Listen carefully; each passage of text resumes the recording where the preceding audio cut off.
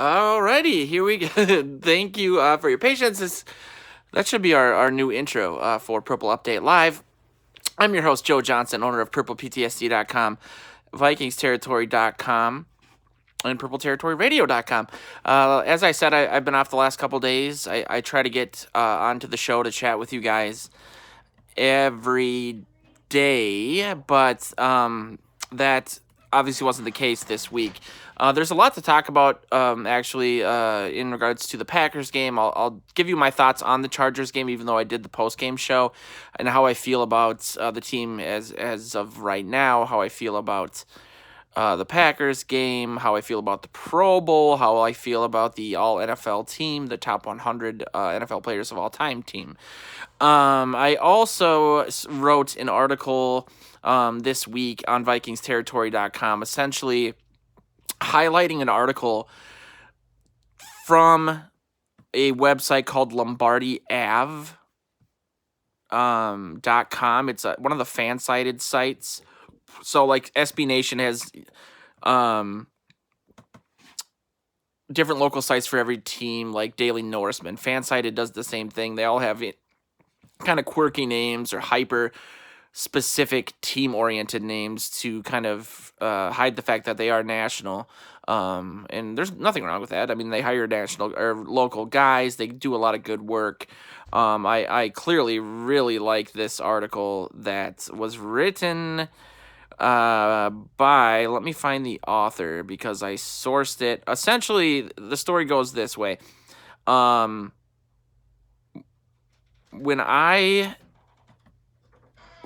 at the start of the season, when the Packers and the Vikings were preparing to play week 2, there was a lot of talk about how rusty and just straight up bad Aaron Rodgers looked against the Bears in that season opener Thursday night. And a lot of people were writing that off as essentially, well, it's the first major new system overhaul that Rodgers has had in his career. Obviously, he just was with Ted Thompson and Mike McCarthy forever. That's one of the negative aspects of having a really good quarterback, is that he can kind of cover up for a lot of deficiencies, and in doing so you can get stuck with a mediocre coach for a really long time and just kind of underachieve. I think that was a lot of what people in Green Bay were saying. A lot of the blame was going to McCarthy, especially over this last 4 or 5 years. If you look at Rodgers' statistics since really 2014, he hasn't been very good. A lot of people still talk about Aaron Rodgers as if he's like the 2009 to 2014 version. And there's just a lot of statistics that bear out into win-loss records. Ooh, I just Miyagi'd that fly. I did it. You see that? Wow. Still got it. And so, the idea was that once McCarthy was gone, things would be better. Sure, there's not a lot of depth at the wide receiver position there. Sure, you can't fix things in one season, but things aren't looking great in Green Bay despite their record. In my article, I got a response from a Packers fan, and essentially it was, haha, we still beat you week 2, and you still said you want Rodgers on your team. I said that facetiously. I would just like Rodgers. The joke was, if Cousins leaves after 2020, wouldn't it be great to get Rodgers? Because I wouldn't be surprised. This is not a joke. I wouldn't be surprised if he forced his way out of Green Bay, because there's just a lot of tension there. This was more of a Ted Thompson era thing, but they fired the quarterback coach without even asking their quarterback, who, you can do that. You have every right to do that, but when you have an elite quarterback, you think you would kind of keep him in the loop on stuff like that. There were a lot of reports of tension between him and LaFleur this preseason, and he just seems very unhappy.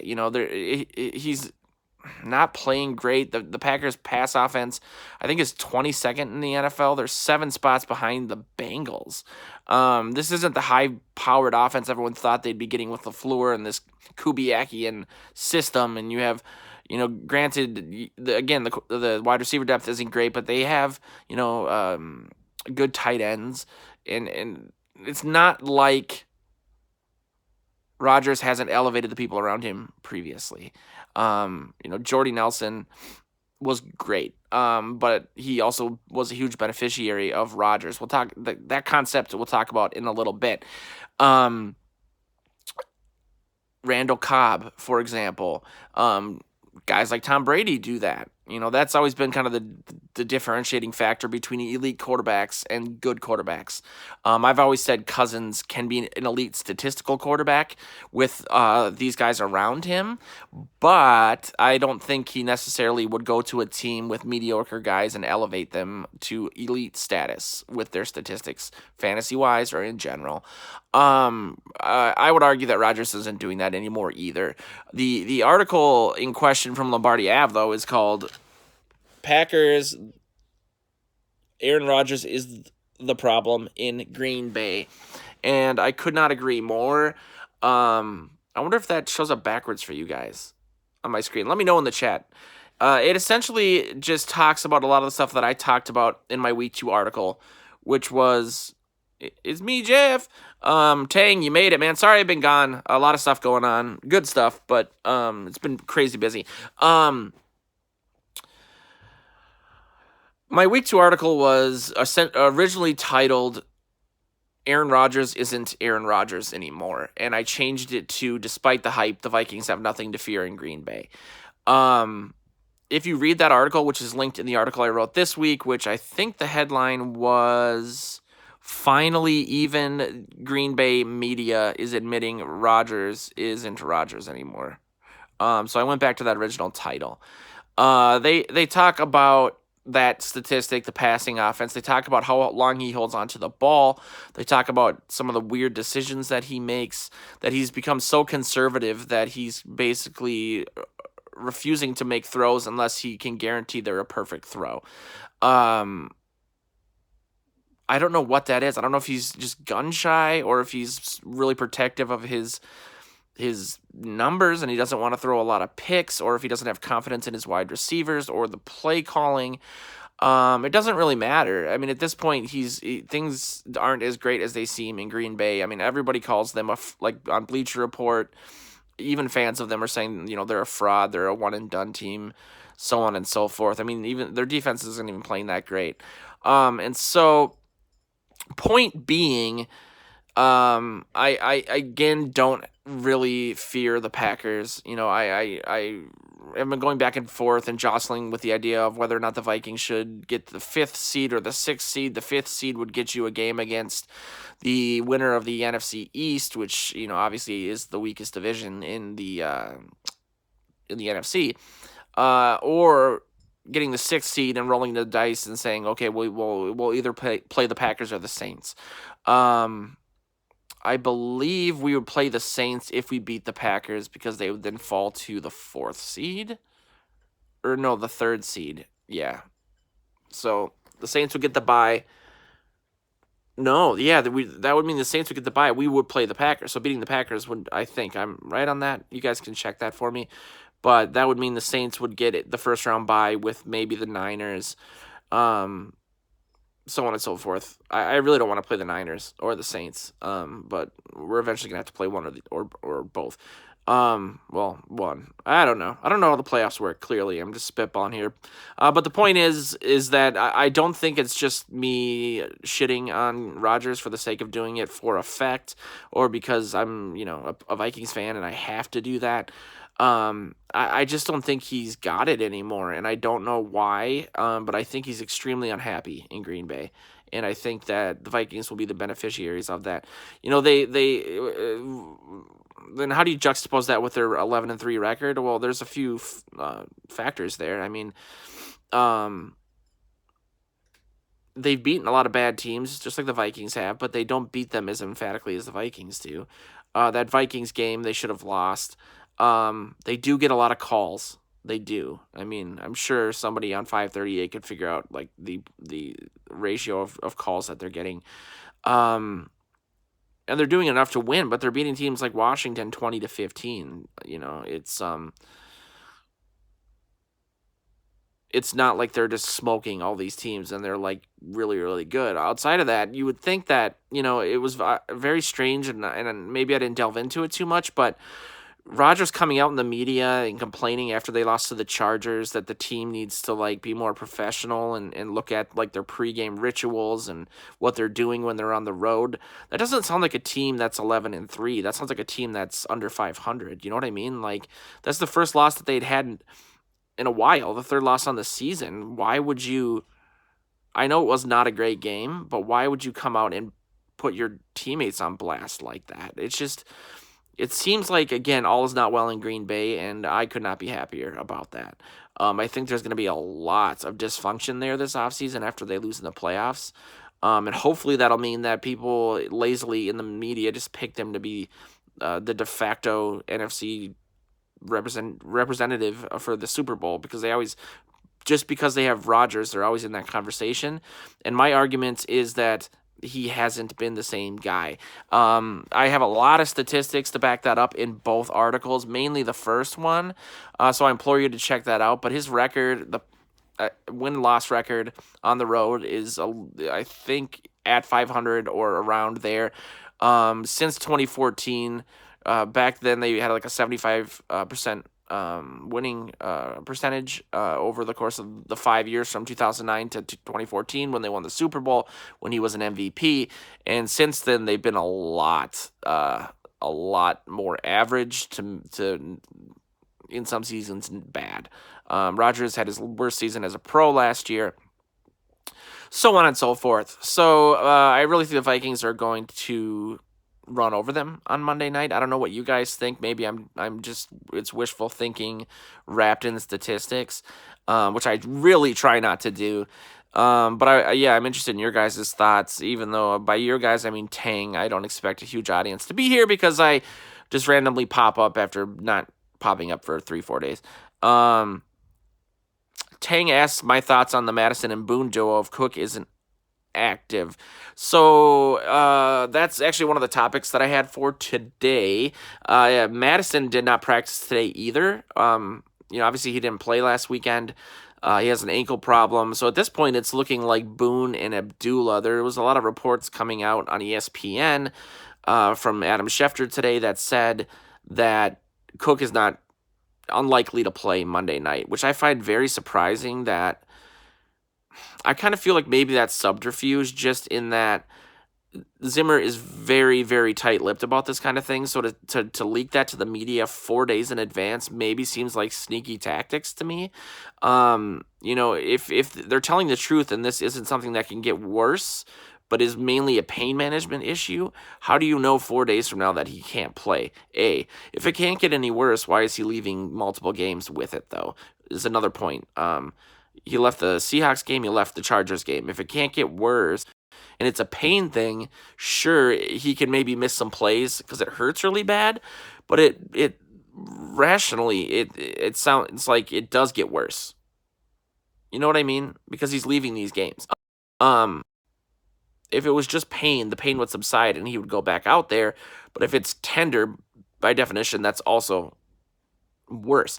So I don't know what's going on with him. I don't know if it's his chest, if it's his shoulder, so on and so forth. I am a big fan of resting him, though.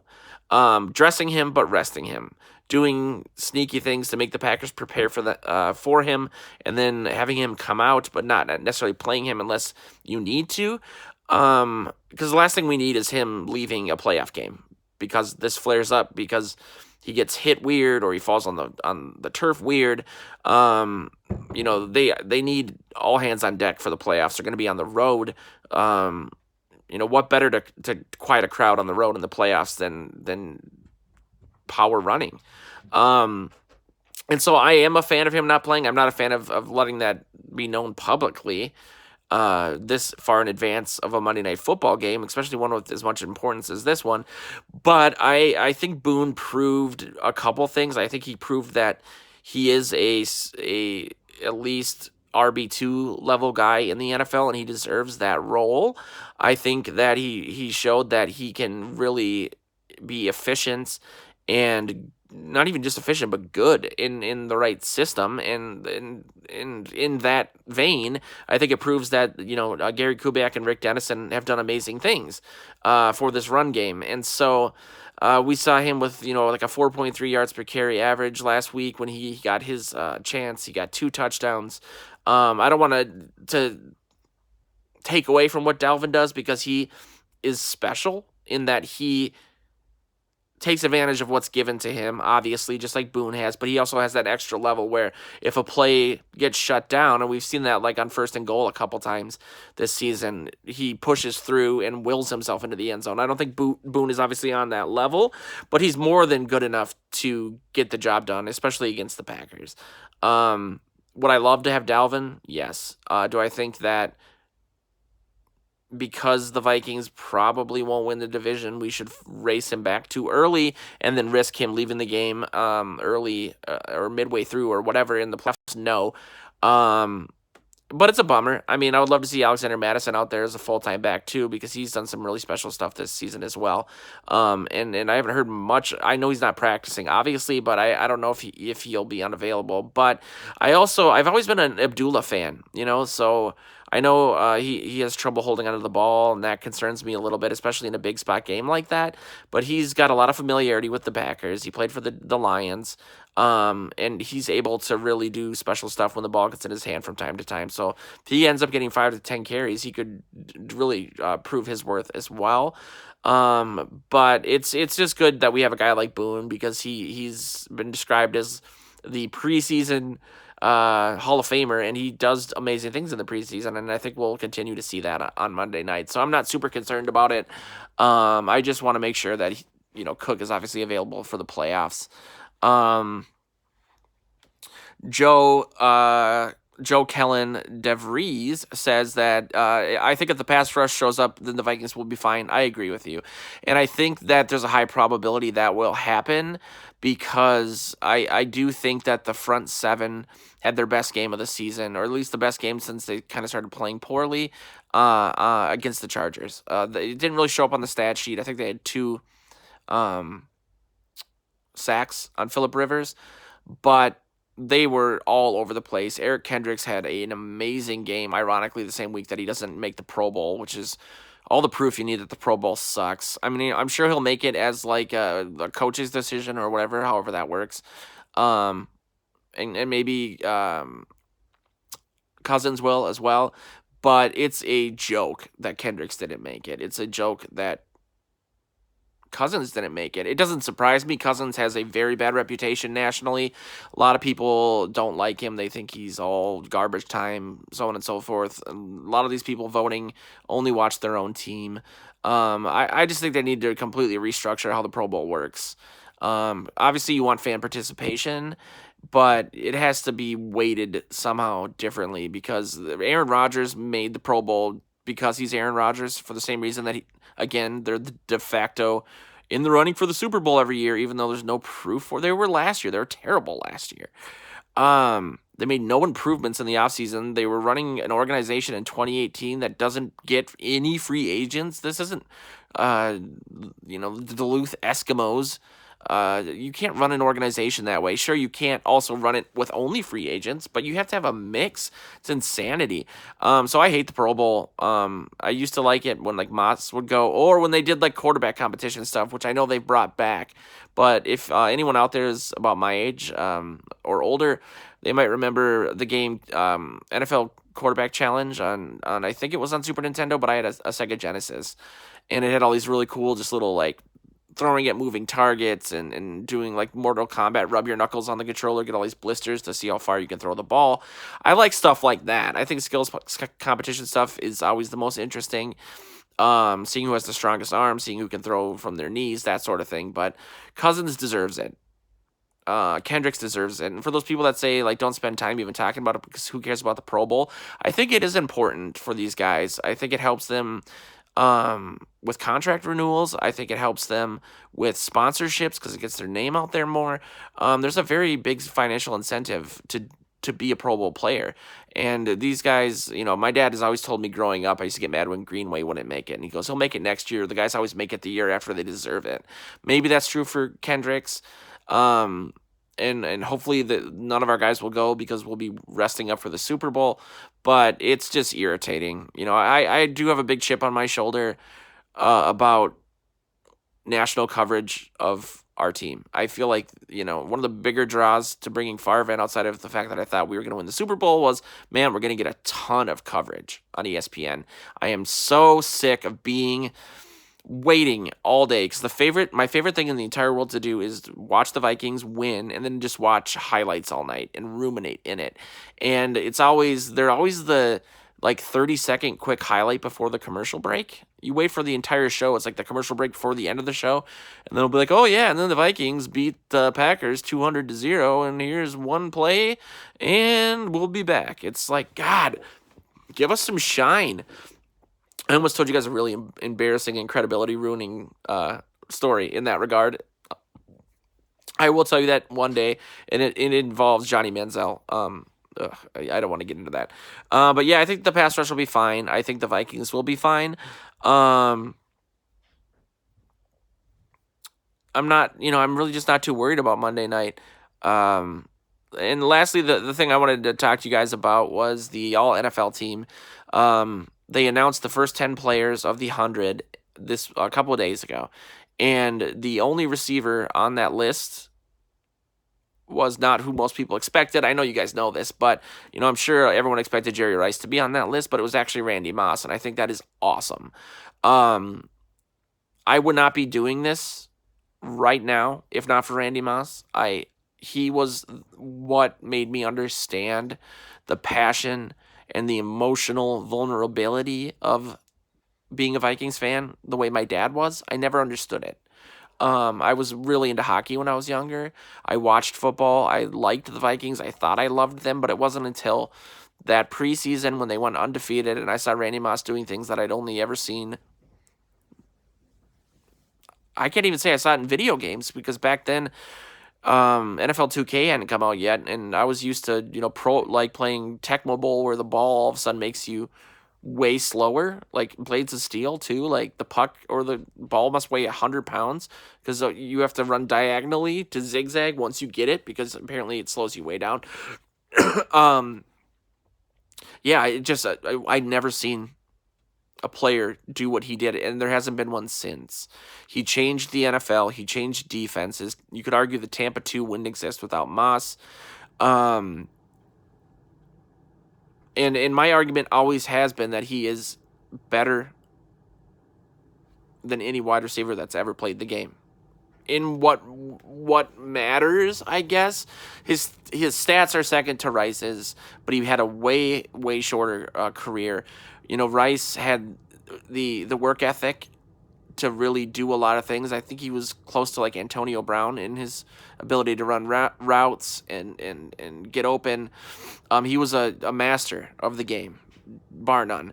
But Moss was, talent-wise, the best that ever did it, and probably the best that ever will do it. The combination of size, his hands, his work ethic, which I think Chris Carter deserves a ton of credit for, his leaping ability, his speed, and his quickness, his route run. He had everything. He was like if you created a wide receiver on Madden and you had no cap on points, skill points.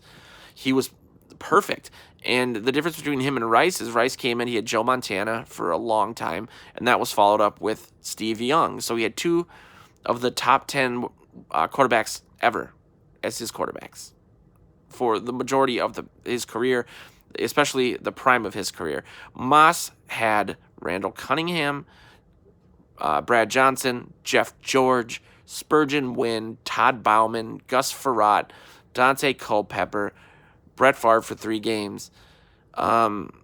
Just list after list of mediocrity or terrible quarterbacks that all looked great when Moss was playing. Gus Frerotte had 7 touchdowns in the 2 games that he played with Moss. I loved Frerotte for that reason. You get a guy who can just throw the ball down the field. Even Kerry Collins, when he was with Oakland. I mean, you saw what Moss did with Tom Brady. If him and Tom both were in their primes and starting their careers together, Moss would have had 300 touchdowns on his career. And he doesn't get enough credit for that. And speaking of not getting enough credit, I strongly believe, or I know, excuse me, that the Vikings would be the Los Angeles Vikings or the San Antonio Armadillos or something. if Moss wasn't drafted. Things weren't going great. McCombs wanted to move the team.